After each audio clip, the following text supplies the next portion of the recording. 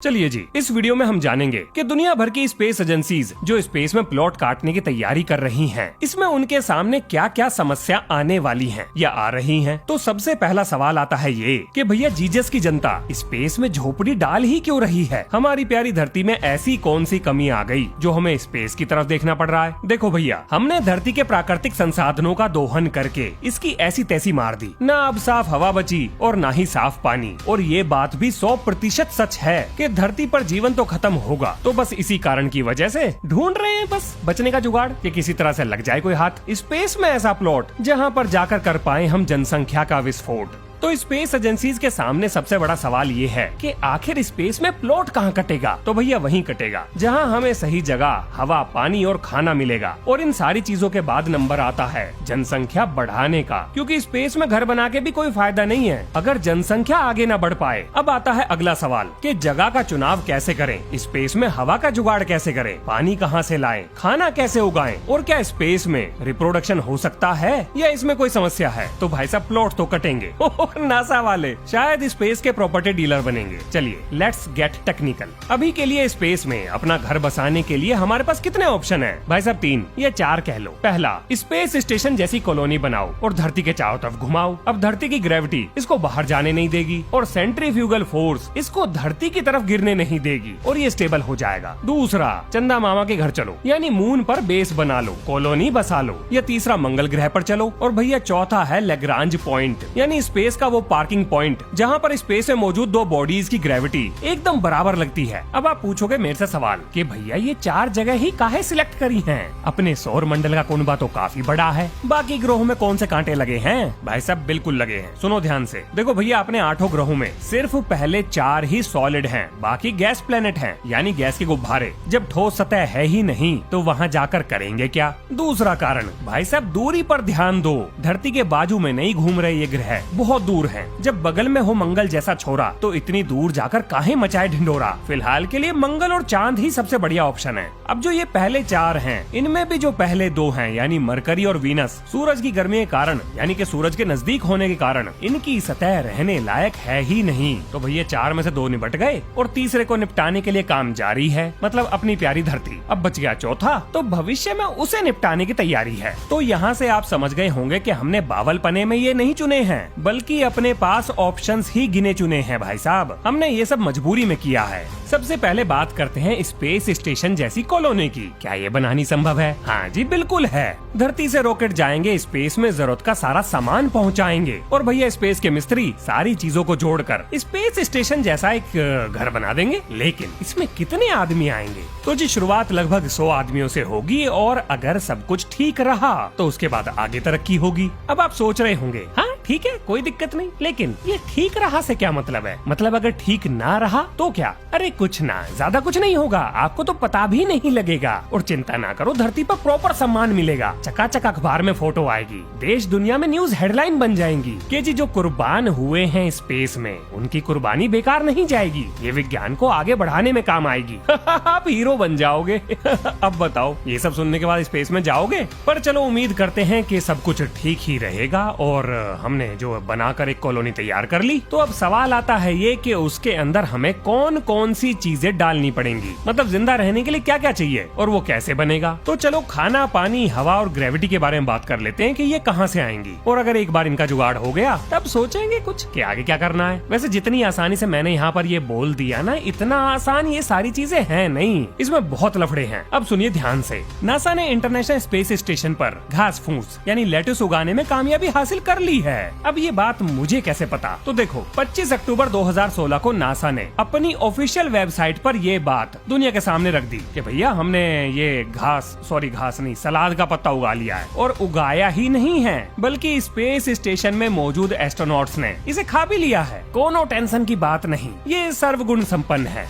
एक दिन मैं घर में ले आया था लेट्यूस। मेरी मम्मी बोली ये तो पालक है। फिर मैंने बताया मम्मी ये पढ़ा लिखा पालक है, एजुकेटेड पालक, जिसे लेट्यूस कहते हैं। फिर वो वो मेरे से कहने लगी, क्यों भैया अनपढ़ सब्जियां भी आती हैं क्या? मैंने कह दिया हाँ जी बिल्कुल आती हैं। आपने नाम नहीं सुना, गंवार की फली यानी अनएजुकेटेड बीन्स। चलो चलो मुद्दे पे आते हैं। तो भैया नासा ने स्पेस में सलाद का पत्ता उगा लिया, यानी कि सब्जी उगाने में कामयाबी मिल ही गई है, लगभग ऐसा मान सकते हैं हम लोग। अब लेकिन समस्या एक और है सामने, और वो है ये कि स्पेस में हमारे पास जगह की बहुत कमी है और ग्रेविटी भी नहीं है। फिलहाल के लिए मान लो कि अभी ग्रेविटी नहीं है, बाद में बनाएंगे आर्टिफिशियली, लेकिन अभी के लिए मान के चलो कि हमारे पास ग्रेविटी नहीं है। तो ऐसे माहौल में जहाँ ग्रेविटी ना हो, जगह की कमी बहुत ज्यादा हो, सब्जियां कैसे उगेंगी? तो इसके इलाज के रूप में नासा रोटो फार्मिंग के ऊपर काम कर रहा है। रोटो फार्मिंग, अब नासा का ये नया नमूना क्या है? अब देखो, रोटो फार्मिंग का फायदा ये है कि 3 गुना जगह घेरने वाले पौधों को 1/3 जगह में फिट किया जा सकता है, और ये सारी खेती बिना मिट्टी के होगी, यानी कि कोकोपीट के अंदर। अब ये पहिया गोल गोल घूमता रहेगा और पेड़ों को जरूरत के हिसाब से जितना खाद पानी चाहिए वो इस पानी के थ्रू मिल जाएगा। लेकिन अगर आप ये सोच रहे हो कि धरती की तरह तंदूर, भट्टी, गैस स्टोव ऐसी कोई चीज वहाँ पर चला लोगे, तो ना, ये तो ना होने वाला। एक तो भैया लिमिटेड ऑक्सीजन, दूसरा ज्वलनशील पदार्थों की भरमार। अब आपके स्वाद के चक्कर में काहे होगा लोगों का स्वर्गवास? यानी कि अगर आप स्पेस में आग लगाने की कोशिश करोगे तो वहाँ पर ऐसी चीजों की भरमार है जो स्पेस में आपके द्वारा बनाई गई लंका में आग लगा देंगी। जिसका मेन कारण ये है कि स्पेस में जलाई गई आग धरती की तरह बिहेव नहीं करती, मतलब वो आकार बदलती है। जैसे यहाँ पर फ्लेम,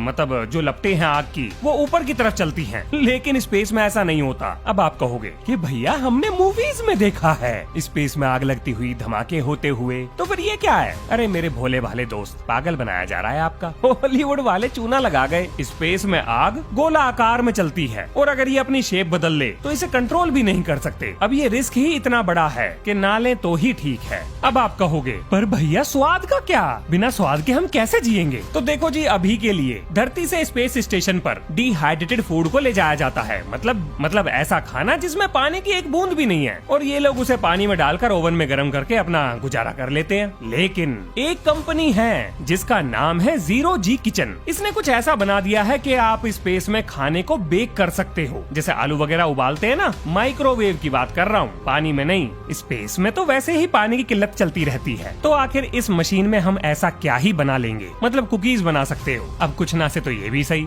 चलो जी, खाने का जुगाड़ हो गया। अब जरा चलते हैं पानी पर। ये पानी कहाँ से आएगा? देखो, अभी के लिए नासा इंटरनेशनल स्पेस स्टेशन में पानी के बोरे भर भर के पहुँचाता है, जो कुछ ऐसे दिखाई देते हैं। अब देखो, धरती पे हम लोग क्या करते हैं, मतलब जहाँ जगह मिलती है वहाँ धार मार के डिजाइन बना देते हैं दीवार पर। अरे पूरी कोठी छोड़कर तुमको एक ही जगह मिली मुद्दे के लिए।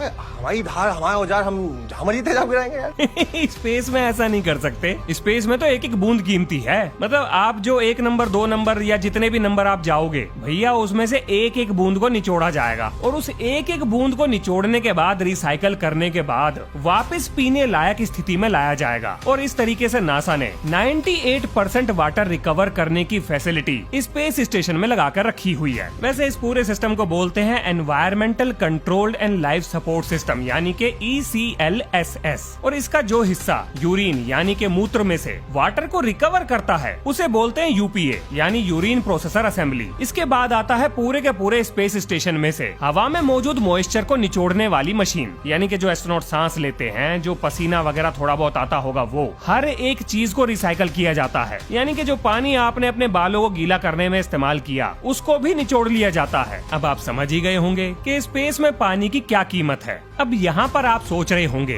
कि भैया ये समाधान कहाँ है? मतलब समस्या तो अभी भी वहीं की वहीं है, स्पेस में पानी कहाँ से आएगा? तो भाई साहब, स्पेस में पानी है ही नहीं। मतलब अगर हवा में झूलोगे, नहीं हवा तो वहाँ है ही नहीं, मतलब अगर खाली जगह में झूलोगे तो वहाँ पानी नहीं है। अब आपको क्या लगता है हम काहे इतना जोर लगा रहे हैं चांद और मंगल की सतह पर जाने के लिए? हाँ बिल्कुल सही, पानी के लिए। यही है वो चीज जिसकी वजह से जीवन, ऊर्जा और भविष्य में बसने वाली कॉलोनी ये संभव हो सकती है। पानी ही सबसे ज्यादा जरूरी चीज है, बाकी सब तो हम मैनेज कर लेंगे, बस पानी मिल जाए। क्योंकि अगर पानी मिल गया तो ऑक्सीजन और हाइड्रोजन दोनों मिल जाएंगे। जब ये दोनों अलग होंगे और दोबारा एक साथ लाए जाएंगे तो यहाँ से हमें रॉकेट फ्यूल मिलेगा, और इस रॉकेट फ्यूल से जो बाई प्रोडक्ट निकलेगा वो पानी ही होगा, यानी पानी से पानी मिलेगा। Yeah, so you can drink water, but if you separate the hydrogen and the oxygen, H2O, and bring them back together, it is rocket fuel. And you know what the exhaust is?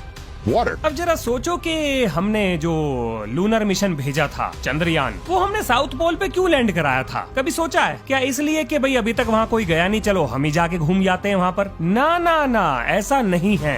ये एक सोचा समझा strategic decision है। देखो, moon की वो सतह जो कि सूरज के सामने नहीं पड़ती, जाहिर सी बात है जब कभी वहाँ पर कोई ये एस्ट्रॉयड वगैरह टकराते होंगे तो इनमें से अगर किसी के अंदर पानी हुआ तो वो सूरज की रोशनी की वजह से बनने वाली गर्मी के कारण इवेपोरेट नहीं होगा, वो ऐसा का ऐसा ही पड़ा रहेगा। अब अगर हमें वो पानी मिल गया या उसके सबूत मिल गए तो ये जो हम दुनिया भर की यहाँ बैठ के माथापच्ची कर रहे हैं, यानी प्लानिंग कर रहे हैं कि भैया भविष्य में हम चांद पर घर बनाएंगे, इस प्लानिंग को हकीकत में बदला जा सकता है। लेकिन अगर पानी नहीं मिला भाई साहब, फिर कुछ ना हो सकता, हमारा यहीं रहना पड़ेगा। अब आप ये बात भी समझ गए होंगे कि इंटरनेशनल स्पेस स्टेशन में ऑक्सीजन कहाँ से आती है? हाँ जी, इसी पानी से निकाली जाती है, जिसे OGA कहा जाता है, यानी ऑक्सीजन जनरेशन असेंबली। अगर शॉर्ट में कहूँ तो इलेक्ट्रोलिसिस करेंगे इसका, हाइड्रोजन और ऑक्सीजन अलग अलग हो जाएंगे। इसके अलावा जो एस्ट्रोनॉट्स जो कार्बन डाइऑक्साइड छोड़ते हैं उसको निकालने के लिए CDRA का इस्तेमाल किया जाता है, यानी कि कार्बन डाइऑक्साइड रिमूवल असेंबली। अब आपके मन में एक विचार जरूर आना चाहिए, मतलब मेरे मन में तो आ रहा था, तो फिर उसके बारे में मैंने पढ़ा, और वो ये कि अगर स्पेस में कोई चीज वेस्ट नहीं कर सकते तो ये जो हमने पानी से हाइड्रोजन निकाली है और ये जो कार्बन डाइऑक्साइड की धड़ाधड़ प्रोडक्शन इस एस्ट्रोनॉट्स के द्वारा की जा रही है, इसे काहे वेस्ट होने दे? इसका भी तो कोई इस्तेमाल निकलना चाहिए। अब भैया जैसा कि आप जानते हो, नासा वाले तो बड़े खतरनाक हैं। उन्होंने स्पेस में सैबाटायर रिएक्शन असेंबली लगा रखी है। अब इसका क्या मतलब हुआ? इसका मतलब ये हुआ कि कार्बन डाइऑक्साइड के साथ हाइड्रोजन को रिएक्ट करके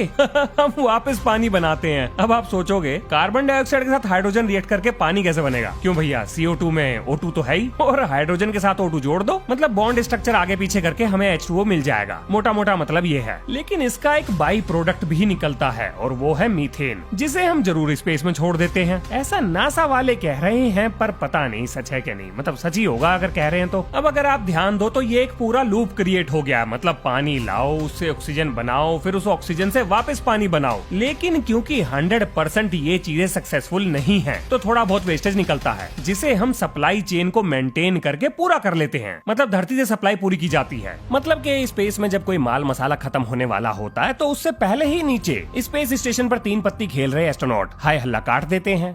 अगर ऐसा ना करे तो टाइम से कैसे पहुंचेगा कि भैया ऊपर इमरजेंसी सिचुएशन आ गई है, जल्दी सप्लाई भेजो। अब आप सोच रहे होंगे कि भैया आप कुछ भी बोल देते हो, मतलब स्पेस में 3 पत्ती कौन खेलेगा? देखो, मैं मजाक में बोलता जरूर हूँ, लेकिन मेरी बात सीरियस होती है। स्पेस में तो 3 पत्ती खेली है एस्ट्रोनॉट्स ने। ये देख लो, वीडियो देख लो, और यकीन ना आए तो गुगली बाबा से पूछ लेना, उनके पास सारे सवालों के जवाब है। मतलब उन सवालों के जवाब तो हैं जो नासा वाले चाहते हैं कि हमें पता लग जाए। लेकिन आगे बढ़ने से पहले मैं आपको एक चीज तो बताना भूल ही गया, और वो है SFOG टेक्नोलॉजी। अब वैसे तो ये भी ऑक्सीजन बनाने के काम आती है, मतलब ये है solid fuel oxygen generation technology, लेकिन इसका इस्तेमाल इमरजेंसी में ही किया जाता है। मतलब कभी ऐसी स्थिति आ जाए कि ऑक्सीजन जनरेटिंग प्लांट ही फेल हो जाए, तब ये solid fuel canister oxygen supply करने का काम करेंगे। और ये ज्यादा पुरानी नहीं है, मतलब अभी इसे मेरे ख्याल से 9 साल के आसपास ही हुए हैं। ये दिसंबर 6, 2015 में इंटरनेशनल स्पेस स्टेशन में भेजी गई थी। और इसको कौन सा रॉकेट लगेगा था? हाँ, एटलस 5। हाँ जी, देखो रोहित हमारी टीम का मेंबर है और मेरे चक्कर में इसको भी किताबें पढ़ने की आदत लग गई,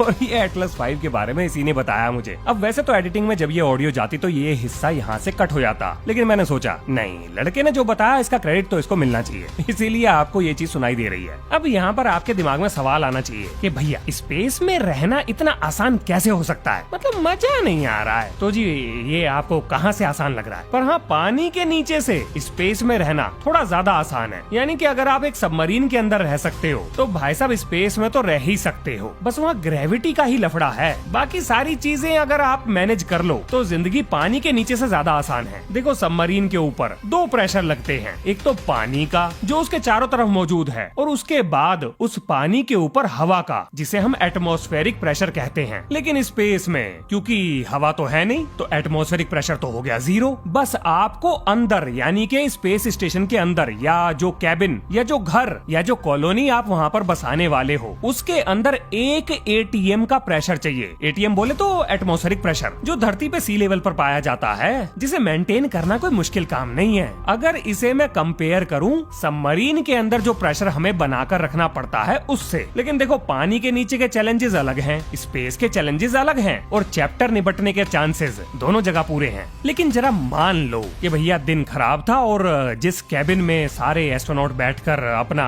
मस्ती करते हैं वहाँ उसमें कोई छेद हो गया। अब ऐसी स्थिति में क्या होगा? अंदर का प्रेशर गिरने लगेगा, हवा सारी बाहर निकलने लगेगी। क्या ये लोग मारे जाएंगे? अब अगर आप ये सोच रहे हो कि ये तो बड़ी ही डरावनी सिचुएशन है, ऐसा ना ही हो तो ही ठीक है, तो जी मैं आपकी जानकारी के लिए बता दूं कि ऐसा स्पेस में 2 बार हो चुका है। अब आप सोच रहे होंगे कि ऐसी स्थिति में एस्ट्रोनॉट क्या करेंगे? मतलब उनके केबिन में छेद हो गया और ऑक्सीजन लगातार गिरती ही जा रही है, तो उन्होंने क्या करा होगा? भाई साहब, छेद में उंगली घुसा दी। आपको ऐसा लग रहा होगा कि मैं मजाक कर रहा हूँ। नहीं, मजाक नहीं कर रहा हूँ। यूरोपियन स्पेस एजेंसी के एस्ट्रोनॉट अलेक्जेंडर ग्रेस्ट ने एक 2 मिलीमीटर के छेद को बंद करने के लिए उसमें अपनी उंगली घुसाई थी। अब वो बात ठीक है कि 2 मिलीमीटर में उंगली कैसे घुसेगी, तो उन्होंने उंगली लगाकर उस छेद को बंद कर दिया था। और अगर वो ऐसा ना करते तो 18 दिन के अंदर सारी ऑक्सीजन खत्म हो जाती। लेकिन हर छेद में उंगली नहीं घुसाई जाती। अब ऐसी स्थिति में क्या